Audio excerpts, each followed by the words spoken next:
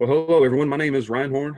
I am with Stephen F. Austin State University. I am your Dallas-Fort Worth admissions counselor. I'm a regional rep here in the area, so I specifically will be working with you and your counselors. Thank you all for joining today. I know this is being recorded as well, so for those that may be watching it at a later time, glad you decided to check it out. The way I'm going to set it up today is I'm going to go through our presentation, and then I'll ask to hold all the questions till the end, just simply because it is recording, so that way we can get through the information first, and we'll have plenty of time at the end to answer any questions you may have. My information is currently on the screen right now. Please take that down. That's my cell phone number, my email address. Again, I'm your direct admissions representative for Stephen F. Austin State University, so I'll be able to be your go-between, get any of your information, answer any of your questions that you may have. So with that being said, I'm going to dive right into it and go through our presentation.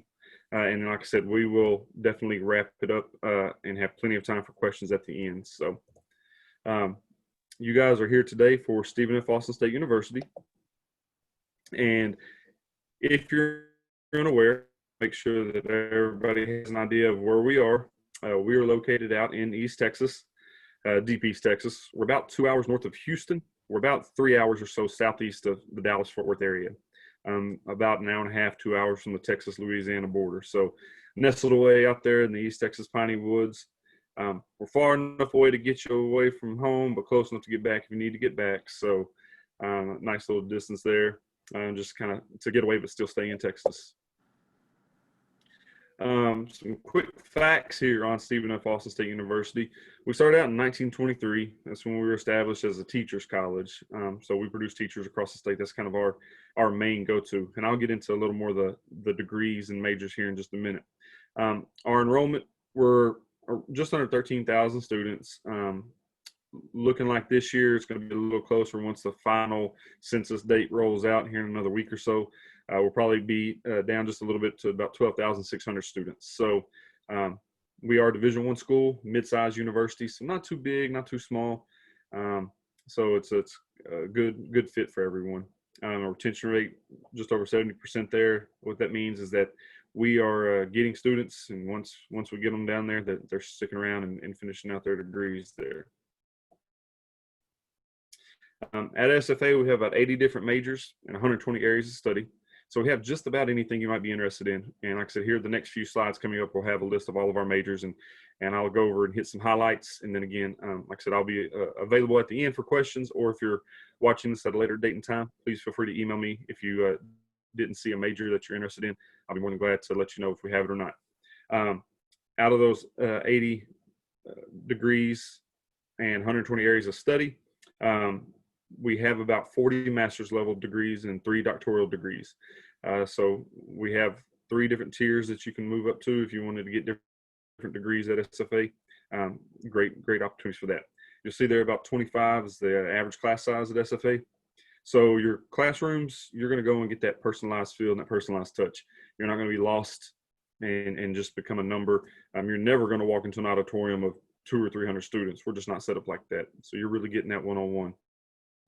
And then you'll see that 18-to-1 student-teacher ratio. Again, that just means that those professors are going to be in those classrooms teaching those classes. They're not going to be a grad assistant or a teaching assistant. You're going to get somebody who holds the highest degree in their field. A lot of times those graduate assistants or teaching assistants are going to be the ones that teach those lab classes or help out later on in the evening. So some great areas there. All right, now what we're going to do is dive in to our colleges here, so you can actually get to see. Now, I'm just going to briefly talk about each college and give some highlights while the majors and areas of study are listed there on the screen, just so you can see. I won't go down and read each one of them. I know you guys watching at home are very capable of reading the screen there. So, but out of our university that makes up the University of SFA, we have 6 colleges.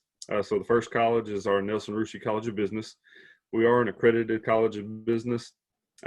Excellent degrees there, everything from accounting to entrepreneurship to down there at the bottom, you see our sports business. That's one of our up and coming. We have an excellent sports business program. and you'll hear me say this on all of our departments, but we're very hands-on. We're a very hands-on learning university. You're actually going to be out doing things. You're not just going to always be sitting in a classroom in a lecture hall. You're going to be out doing things. A good example is here in the College of Business. We have a $650,000 investment mass roundtable for our finance majors. They actually get to trade on the stock market, real money. They're really getting to build up their portfolios. Any money that is earned through the stock market goes back into the college for scholarship opportunities and things of that nature. So that's just one good area, one example of how we have that hands-on learning there. The next one, James I. Perkins College of Education. This is actually what we're known for. I mentioned earlier, we started out in 1923 as a teacher's college. The education field is huge at SFA. We have everything from athletic coaching to hospitality administration, human services, kinesiology, down to special education and teacher education, obviously. Have an accredited interior design program. And we have one of the only early childhood research centers of its kind in charter school on campus. It's actually there on our campus. It's a full functioning school, infant all the way to 5th grade. Our education students are getting to see real life school operate day to day. So that's excellent right there. We also have a culinary cafe. We have a food truck now that's there on campus. So students are getting, again, hands-on experience in all those different fields. Next is our College of Fine Arts. Art, music education. We have theater education. So the 3 big areas are art, music, and theater under the College of Fine Arts. You'll see there for art, if you want to do anything in art education, media, drawing, filmmaking, cinematography, things of that sort. Our music department, we have an excellent music department. Under our music department, we also have a band, 350-member marching band. We have choral ensembles, jazz ensembles. There's a number of different areas there. And then our theater education, design and tech, performance, stage management. Again, our students are getting very, very well equipped to go out into the real world and pursue certain things because of all the hands-on training they're getting. Our theater department, they have 2 main stage productions every year, and then multiple downstage productions. Those downstage productions are all student-driven, student-produced. This is probably our second largest area or most well-known is our Arthur Temple College of Forestry and Agriculture. Again, we're located out there in East Texas, Piney Woods, deep East Texas. It's kind of fitting for us. But agribusiness, anything with agriculture, animal science, we have an excellent animal science degree, equine sciences, environmental science, forestry, horticulture, poultry science, and spatial science. We have over 640,000 acres of experimental forest and national forest on or around Nacogdoches and campus. So again, great resources for our students there. One that we really like to point out, the spatial science. A lot of times students will look at us and think, I'm not into cows and horses, so that definitely doesn't seem appealing to me. Although that is a big portion of it, that's not all that falls under the College of Forestry and Agriculture. Spatial science is a good example of that. If anybody is shopped at Target or Walmart or anywhere and they ask you to put in your zip code, anything like that when you're out there checking out, that's all information that is going somewhere, and they're taking it for a reason. And those spatial science degrees are the ones who are looking at that, working for those big corporations when they're trying to figure out where they should put a new shop or store or business. They have to look at the population and see where people are shopping see where people are traveling to shop, things of that nature. So again, this is another great area. You also get some of that urban development as well. Those parks in cities, in big cities. So these are all areas that you can get into under the College of Forestry and Agriculture. Next up is our College of Science and Mathematics. Now, this is a big area on campus, mainly for our School of Nursing. We have a top-rated School of Nursing, one of the top-rated in the state of Texas. We have an excellent pre-health professions area, getting you really prepared to move on to that professional school. But you'll see also a number of areas, applied sciences, astronomy, all the way down to engineering, geology, mathematics, and everything in between there. We just opened up, and I say just a couple years old, 2018, still relatively new for buildings, but we opened up a new STEM center. That's at Science, Technology, Engineering, Mathematics Complex. $46 million complex there. It is an incredible facility. A lot of what we call maker space or creative spaces for our students to go in there and design and create, use 3D printing. We also have a planetarium there, so very engaging. And then also SFA in Nacogdoches is home to the second largest observatory in the Central Time Zone. What that means is, again, we actually have our observatory that has been donated to us or from NASA. And so our students, again, if you're interested in anything with the astronomy field or anything of that nature, you're getting some hands-on with some of the best equipment in the state. And then out of the colleges, last but not least, is our College of Liberal and Applied Arts. Now, this is kind of the catch-all for everything else you'll see a lot of times. People have specific majors that you're thinking about, but here you can look at and you'll see, I mean, everything: anthropology, English, history, writing, social work, psychology, science, military sciences, mass communications. If you're wanting to get into anything with radio, TV, that's a great area for you. Linguistics. So this is just about any other area that you're thinking about. There's some good products here. Excellent professors that are, like I said, I mentioned earlier, hold the highest degree in their field. So they are readily available to help you out and find the degree that's going to be the best fit for you. So that's kind of our degrees and areas of study in a nutshell. Before we get ready to transition over, I kind of like this shot, this aerial shot of that new STEM building I was talking about. You'll see the purple light there. That's our planetarium that's on the inside of the building. You might even notice the design in the ground. The architect, they make that the solar system. There's some neat facts and different little areas there around that building. So that's an excellent place to check out. Okay, so now we're going to get into applying to SFA. This is kind of the nuts and bolts of it, how everything is going to work and what we're looking for. The biggest thing for my seniors this year to keep in mind and to make note of is there at the top in red that we have moved to test optional for fall 21. That's obviously due with the COVID-19 situation that we're in. Some students may not feel comfortable going to a testing center. Some testing centers may not be open. There's a number of reasons, but you do not have to have an ACT or SAT in order to be admitted into SFA for the fall 2021 year.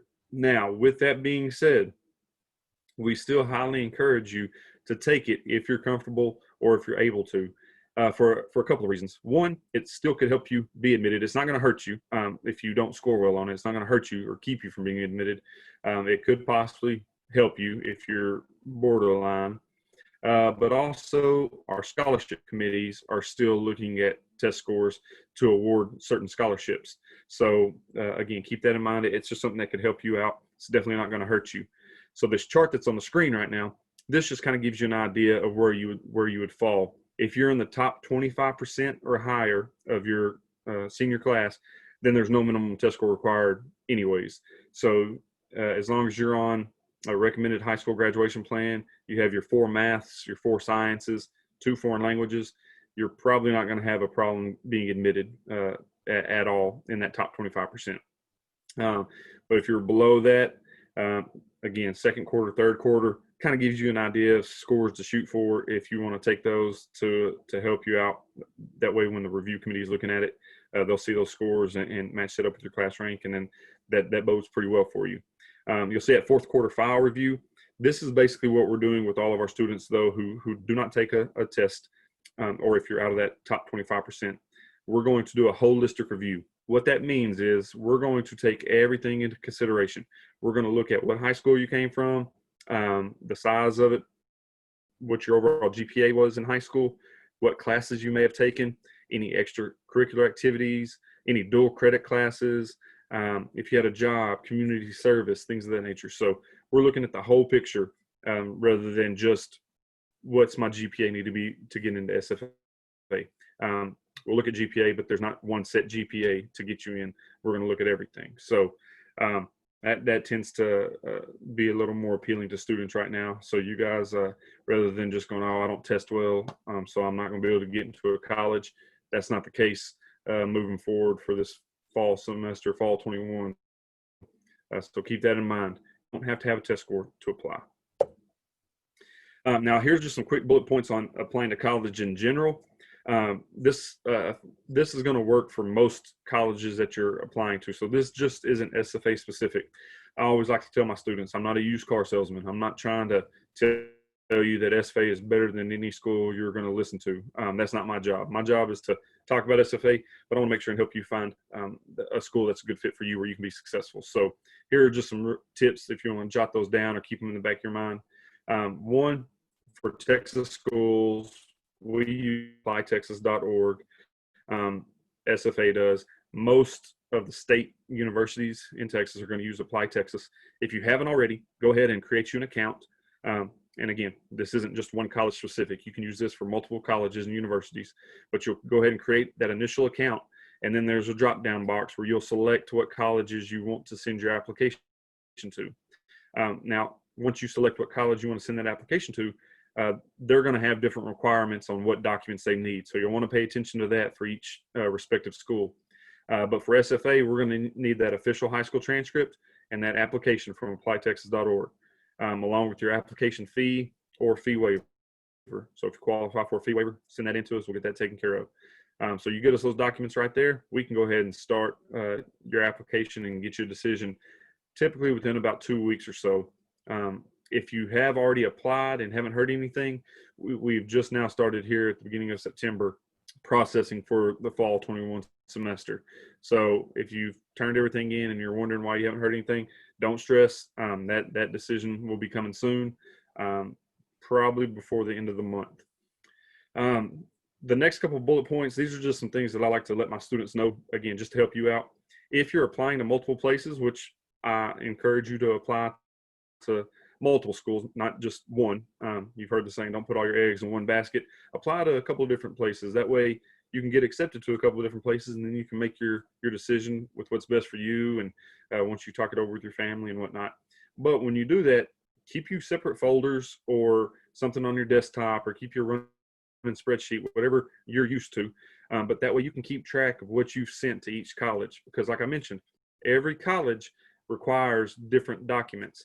So you could have your little SFA folder that says, all right, I sent the Apply Texas, I sent my application fee, and I sent my high school transcript. So that's all they need. So now I'm just waiting on the decision. Another university may require a couple other documents, and so you want to keep that in order. But have those other documents ready to go, whether you have a resume, an essay, things of that nature. Not every school needs them, but if you have them there and you're ready to go, feel free to send those off. Just make sure if you're sending essays off and they're generic essays, that you change the name of the school. So if you wrote an essay for Stephen F. Austin, you don't want to send it to University of Texas with it still saying Stephen F. Austin. That just won't be a good look for you. So make sure you change those names, but keep those handy. All right, now this one, this is a quick snapshot of just tuition cost. We've talked about how to get you admitted. Now, how am I going to pay for it? My full disclaimer that I always tell my students here is this is just a rough estimate. This just kind of gives you an idea.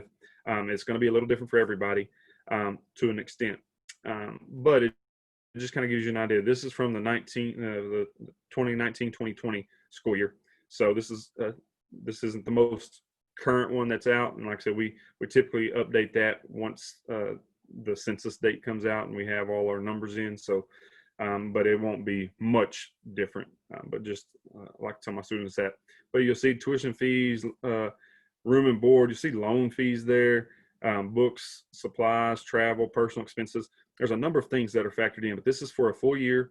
A student who's taken 15 credit hours per semester, which would make you a full-time student and have you on that 4-year graduation plan. It's going to be just under $25,000 for the year. And that's, like I said, that's kind of a ballpark, probably a little higher estimate, but just so you'll know what's out there. We also have a tuition plan where you could lock in a one rate for all 4 years. So whether you take 15 hours or 18 hours or 20 hours, the tuition rate would all be the same. So you have that option as well for all 4 years. The thing about that is once you lock it in, if we have a year where the tuition drops, yours would still stay the same. It's just that flat rate tuition. I'll be very honest with you. I haven't seen a semester where the a semester drops down lower. So that flat rate tuition seems to be the way to go right now for students.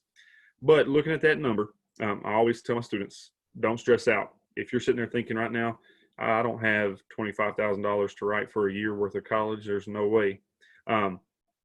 Nobody does. That very few, if any, have that rich aunt or uncle that's just going to write a $25,000 check. So don't stress out. You're not alone.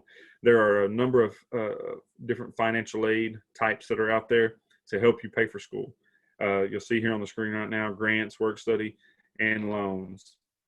Now, grants, if you hear that term, if you qualify for any grants, take that money. That's money that is free money, basically, that you have been awarded for some reason through the government. Take that money. Scholarships are the same way. That you've done something to earn that. You don't have to pay that back. And I'll hit on scholarships here in just a minute. Work study is going to be through the government as well, through your FAFSA form. They're going to see what you qualify for. So if you haven't already, and they may not be out just yet, but I know your counselors will let you know when the FAFSA form comes available. You'll definitely want to get on that and fill out the FAFSA form. It's a free document to fill out. Doesn't cost you anything. The worst that can happen is that they just tell you you don't qualify for anything. So once that date opens up and that FAFSA form is available, fill that FAFSA form out. That's not an SFA document. That's a general government document to see what kind of grants and money that you qualify for. Now, this last one here, you'll see the loans, the subsidized, unsubsidized, and parent loans. A lot of times, loans has a negative connotation. You hear in the news a lot of times all this loan debt and students that are graduating with all this debt, which that is partially true. There are some students who take out the wrong kind of loans. There are good loans and bad loans. That's kind of the easiest way to put it. You have educational loans, and then you have those unsubsidized or non-need based loans. What that means is that somebody took out loans that they didn't necessarily need. Their school was paid for. They had enough money elsewhere. They just went ahead and took out loans while they were in college. And I'll give you an example. I'll use myself and my sister. I went to school. I had some scholarships. I had some grants. I was from a single family home. And so with scholarships and grants, most of my school was paid for. Now, because I was very involved as a student at SFA, I didn't have time to have a full-time job. So I did take out a handful of loans throughout my college career just to have some extra pocket money, help me pay some bills and things like that. When I graduated from SFA, I walked across stage after 5 years. I was in college for 5 years, and I walked across with $20,000 worth of debt, student loan debt. So $20,000 for 5 years of college is not bad at all. If you remember that slide previous, it's about $25,000 for 1 year. So I got out of school with not much debt at all. I have a small note that I pay now. No big deal because I have a college degree. I have making college degree money. So a small loan payment is not that big a deal. I was smart with my loans.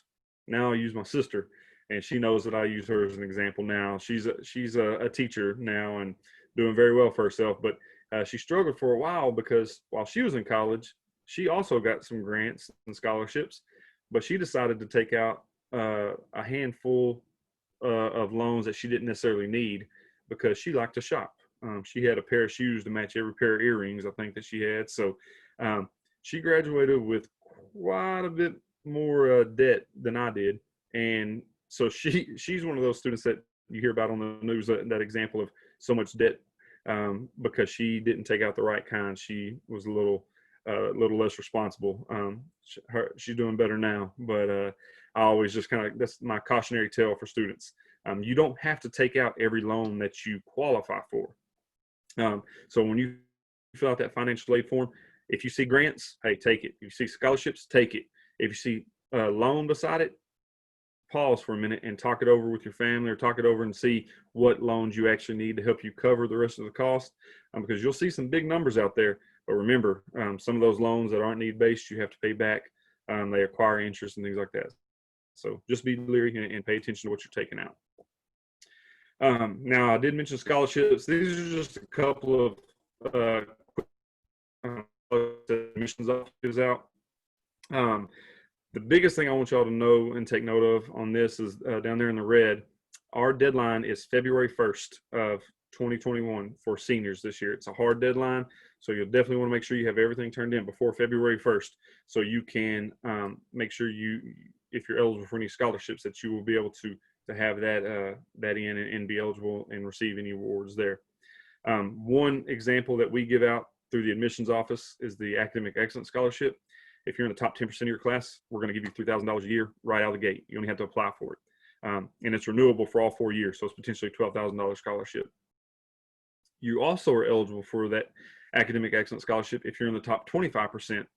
But the caveat with that is that there's certain ACT or SAT test scores that go along with being in the top 25% that we need.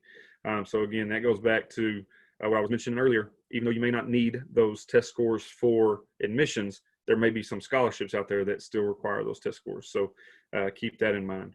I also have the Community College Transfer Scholarship up here just to let students know, and I'm going to talk just briefly here in just a moment about transferring in. If you're deciding to, you know what, I don't know if I'm ready to go to a 4-year college right after graduation, I'm going to stay around local, maybe go to one of the Dallas community colleges, Eastfield, Mountain View, whatever the case may be. That's perfectly okay. You can do that. And there are scholarships that are specifically for transfer students. But I'll talk a little more about the transfer requirements here in just a minute. Now, the alternative for freshman admissions is, and I always like to show this just in case you're concerned about being admitted. Maybe your GPA isn't where you wanted it to be. Maybe you weren't that involved in high school, so you're kind of worried about, okay, well, if they're looking at the whole picture, maybe I don't have a lot to offer or whatnot. There are a number of different ways to still get you admitted if you get denied initially. That's the nice thing about SFA, is that we're not a one decision and done university. So you may apply and get everything in and then get that decision letter back that says, sorry, you've been denied at this time. The key words are at this time. So you can always take that test, ACT or SAT. If you didn't, maybe that'll help you. Maybe you take that test and it bumps you up.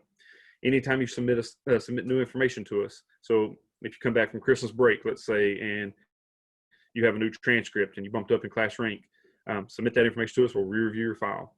Then we also have what we call the JAX Pass program. What that is that's for students who have been denied admissions to SFA. You're now eligible to come over the summer and graduate high school. You come down to SFA, you take 3 classes at SFA. You're a lumberjack, you're a student on campus. You pass those 3 classes with a 2.0 GPA or C average, you keep going on right in the fall semester like nothing ever happened. So essentially you just started class a month earlier than your peers.